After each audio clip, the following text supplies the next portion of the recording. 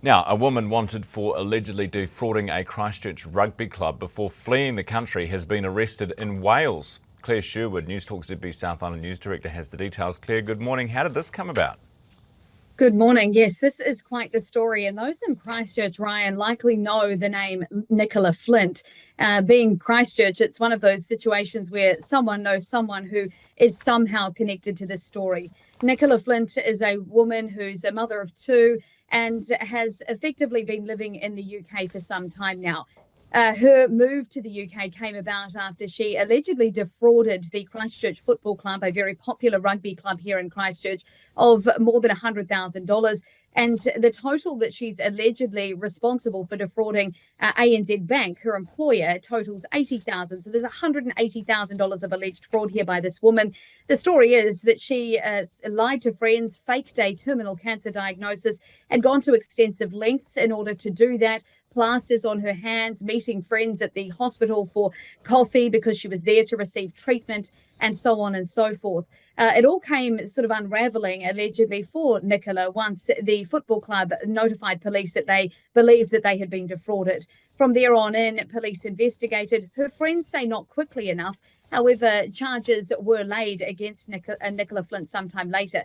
The trouble is, before that, she'd fled overseas with her husband and children, left her dogs in some kennels here, and was nowhere to be seen. Since then, our newsroom, the Herald's Annalise, has completed a podcast for A Moment in Crime about Nicola's story, speaking with some of her friends who obviously are dealing with a situation where they've been fooled by someone for some years, in total about 7 or 8 years. And as a result, we found out late yesterday that Nicola Flint has now been arrested in Wales, allegedly living under a different name, in fact, running a business under that name. And the irony is offering services around debt management and financial services. The website for that business has quickly disappeared, and we're waiting for further updates from the UK. Of course, the question is, will she be extradited to return to Christchurch or New Zealand to face the charges?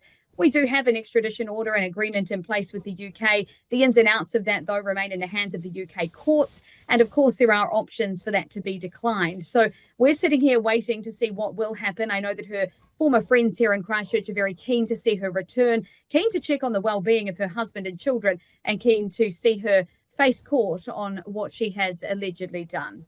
All right, Claire, what about this museum and the cost blowout? I'm constantly bragging about how good Christchurch is, Ryan, as you know, but a lot of our big projects are costing a lot of money. And the museum has been shut now for coming up 3 years, and we now have yet another cost blowout for the redevelopment of that. They need a further $15 million. That's due to construction costs and inflation, among other things. But it leaves the shortfall at more than $90 million.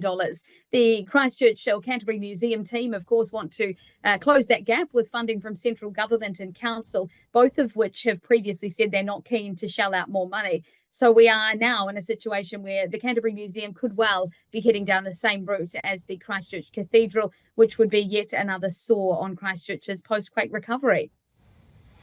Claire, thank you very much for that. Appreciate your time this morning. Claire Sherwood, News Talk ZB South Island News Director.